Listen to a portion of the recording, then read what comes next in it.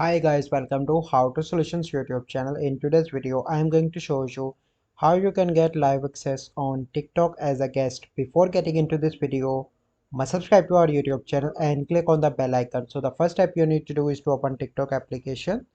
Once you open the TikTok application, you simply need to click on profile in the right bottom corner, and then you need to click on three bars in the top right and click on settings and privacy.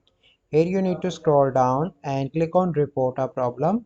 Once you are on that tab, that is report a problem, so it will take few seconds to load. Okay, then you need to scroll down and click on live.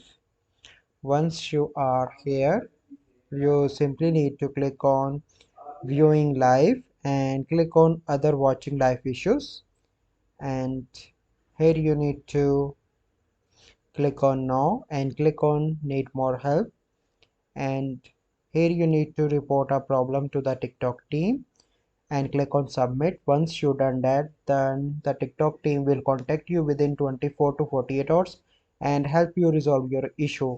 So I hope you find this video helpful. If you find this video helpful, must like this video, subscribe to our YouTube channel for future videos. We'll see you in the next video. Thank you. Have a good day.